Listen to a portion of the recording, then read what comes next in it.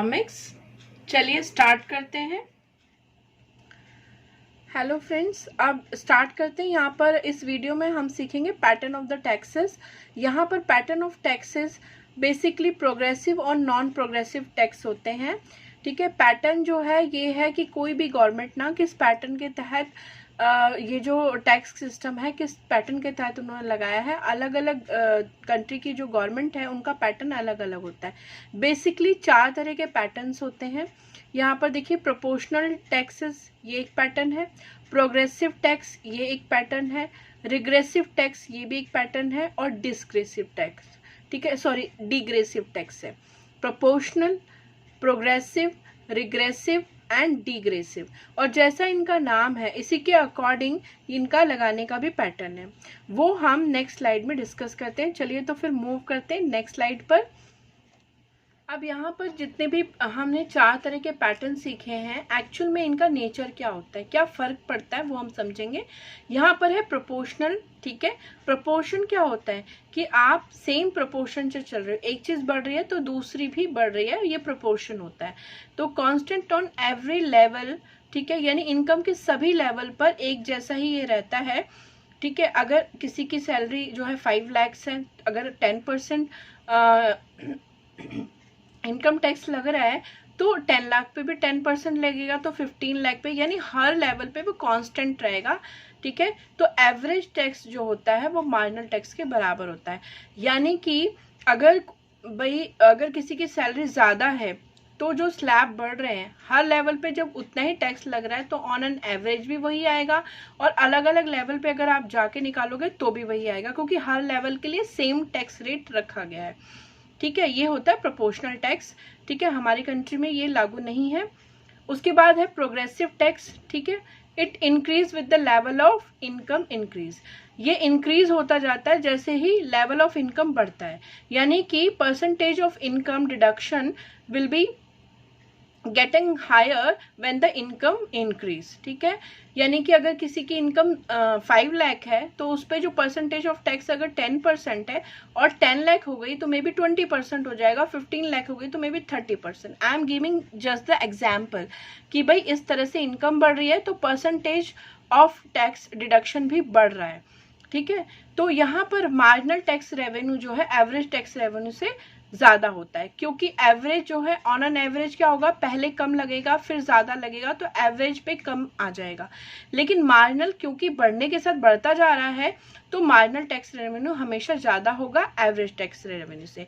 ये progressive tax system है और इंडिया में यही लगा हुआ है प्रोग्रेसिव, यानी जिसकी इनकम ज़्यादा होगी वो ज़्यादा परसेंटेज ऑफ टैक्स देगा और जिसकी इनकम कम होगी वो कम परसेंटेज ऑफ टैक्स देगा। और इसको एक हेल्दी टैक्सिंग माना जाता है, बिकॉज देखिए जिसकी इनकम ज़्यादा है, चाहे वो गवर्नमेंट की उतनी फैसिलिटी अवेल नहीं कर रहा बट उसकी कैपेबिलिटी तो ज़्यादा है ना, तो इस सोच के तहत लगाया गया है कि और जिसकी इनकम कम है वो अपने कुछ खर्चे भी पूरा करेगा, और अगर उससे आप उतना ही टैक्स लोगे परसेंटेज ऑफ टैक्स तो वो उसकी इनकम को बहुत कम कर देगा। ठीक है, तो जिसका इनकम ज़्यादा है वो ज़्यादा सहयोग करे और जिसका इनकम कम है वो कम सहयोग करे। और ये एक तरह का जजमेंटल टैक्स भी हम मान सकते हैं कि काफ़ी जस्टिस वाला टैक्स सिस्टम है। और इसके बाद है regressive tax system. It decrease with the income increase. Income जब बढ़ जाएगी तो टैक्स डिक्रीज हो जाएगा, इसे रिग्रेसिव टैक्स बोलते हैं, क्योंकि इनकम बढ़ने पर टैक्स कम होगा तो यहाँ मार्जिनल टैक्स जो है कम होगा एवरेज टैक्स रेवेन्यू से। ठीक है, अब ये जो सिस्टम है ऐसा सिस्टम कई कंट्रीज में है, और इसका रीज़न ये है कि ये एक मोटिवेशन है कि जब आपकी इनकम बढ़ेगी तो टैक्स कम होगा तो हर कोई मोटिवेटेड होगा कि भाई मैं मतलब अच्छा हायर लेवल ऑफ इनकम पा लूँ ताकि मेरा टैक्स जो है कम हो जाए। तो ये जो है मोटिवेट करने के लिए है। ठीक है, ये हमारे जैसी कंट्री में लागू नहीं हो सकता क्योंकि यहाँ पर लेवल ऑफ इनकम लोगों का कम है। ठीक है, अगर ऐसे में आप उनसे ज़्यादा टैक्स वसूल लेंगे तो उनका जो है परचेजिंग पावर बहुत कम हो जाएगी, जिससे डिमांड भी कम होगी और मार्केट बहुत ज़्यादा अफेक्ट करेगी, और जो हमारा एक टारगेट होता है इकोनॉमी सोशल वेलफेयर लाना वो भी नहीं हो पाएगा। हाँ, अगर कंट्री काफ़ी डेवलप हो चुकी है तो ये रिग्रेसिव सिस्टम एक मोटिवेशन लाता है लोगों में ज़्यादा काम करने का, वहाँ के लिए बेस्ट है। ठीक है, इसका मतलब ख़राब कोई भी पैटर्न नहीं है, बट कंट्री की कंडीशन के अकॉर्डिंग आप अलग अलग टैक्स सिस्टम लगा सकते हो। तो अभी तक मैंने आपको 3 सिखाए, प्रोपोर्शन जो हर जगह एक जैसा होगा, प्रोग्रेसिव जो इनकम बढ़ने के साथ बढ़ेगा, रिग्रेसिव जो इनकम बढ़ने के साथ कम हो जाएगा, और डिग्रेसिव ये भी एक तरह का टैक्स सिस्टम है। इट मे बी प्रोग्रेसिव, ये प्रोग्रेसिव हो सकता है up to a certain limit, कुछ लिमिट तक, and then it charge at a flat rate. यानी कुछ टाइम तक तो लेवल ऑफ इनकम तक क्या होगा कि आपका टैक्स बढ़ेगा, यानी कि 5 लाख पर, जैसे 5 लाख पे आपका 10%, 15 लाख पे 20%, 20 लाख पे 30% टैक्स होगा, लेकिन उसके बाद फ्लैट कर दिया जाएगा, सेम रेट से ही ले लिया जाएगा। तो इससे क्या होगा, ये भी एक अच्छा है सिस्टम, बिकॉज आप कुछ लेवल तक इनकम बढ़ने के साथ ज़्यादा टैक्स ले रहे हो, लेकिन एक लिमिट के बाद आपने फ्लैट कर दिया, ताकि ऐसा ना हो कि इंसान डीमोटिवेटेड हो जाए। अब भाई जब 30% आप उसकी इनकम का टैक्स ले रहे हो, तो अब अगर उसकी इनकम और बढ़ जाती है तो ऐसे में क्या होता है कि आप 50% ले लोगे, 60% लोगे।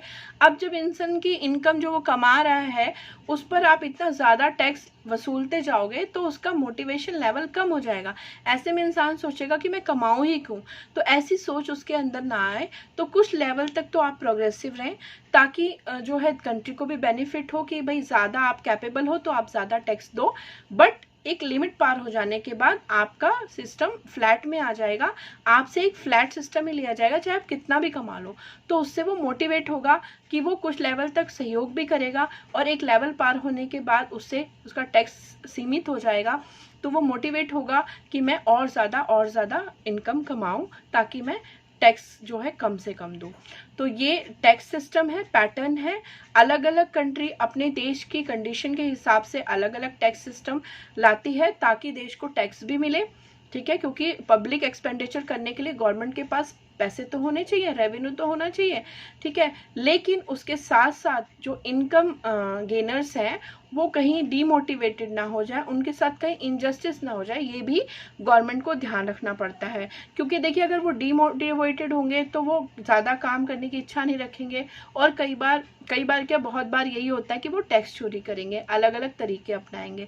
तो वो काम लेवल तक हम उन्हें आने ही क्यों दें, एक जजमेंटल सिस्टम हम रखें। तो ये पैटर्न आई होप सबको समझ में आ गए होंगे। चलिए तो फिर और सीखते हैं। अब एक बार इस सारे सिस्टम को हम ग्राफ पे देख लेते हैं, क्योंकि देखिए इकोनॉमिक्स में और चीज़ों में ना बहुत ज़रूरी है कि हम ग्राफ पे चीज़ें समझें, क्योंकि एग्ज़ाम वगैरह में ग्राफ पे भी चीज़ें आती हैं, और ग्राफ एक बहुत ही अच्छा तरीका है किसी भी चीज़ को ईजी अंडरस्टैंड करने के लिए। जैसे वहाँ तो कॉन्सेप्ट वाइज, थ्योरेटिकल वाइज हमने समझ लिया। अब यहाँ पर देखिए, वाई एक्सिस पे मैंने मार्जिनल रेट ऑफ टैक्स लिया है, और एक्स एक्सिस पर बेस है हमारा। ठीक है, ये टैक्स दिखाता है कैसे दिया जा रहा है।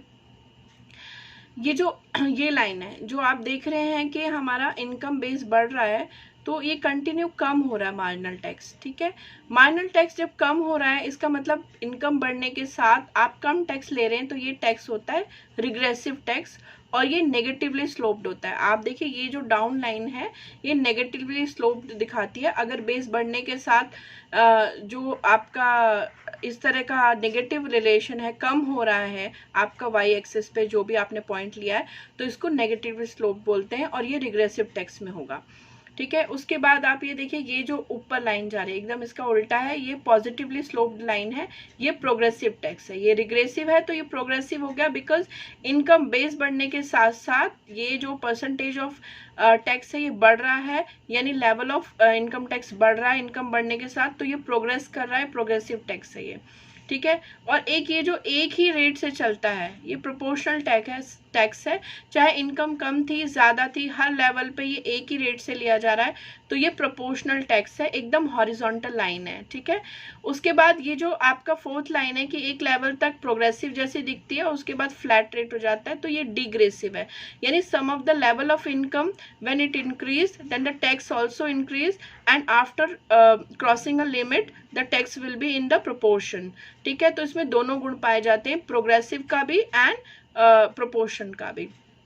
तो नेगेटिवली स्लोप्ड है तो रिग्रेसिव है, पॉजिटिवली स्लोप्ड है तो प्रोग्रेसिव है, हॉरिजॉन्टल है तो प्रोपोर्शनल है, और एक लेवल तक प्रोग्रेसिव है उसके बाद फ्लैट हो गई तो ये डिग्रेसिव है। और इसकी कंडीशंस मैंने बता दी कि क्या क्या मार्जिनल टैक्स किस में बढ़ रहा होता है, किस में मार्जिनल टैक्स घट रहा होता है, किस में मार्जिनल टैक्स हमेशा एक जैसा रहता है, और किस में एक बार बढ़ता है और फिर बाद में फ्लैट हो जाता है।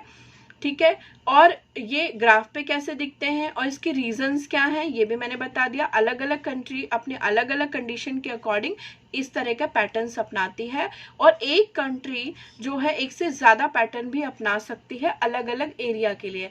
जैसे इनकम, जो इनकम पर्सन्स हैं उनके लिए अलग, जो आपकी बिजनेस हैं प्रोफेशनल्स हैं उनके लिए अलग।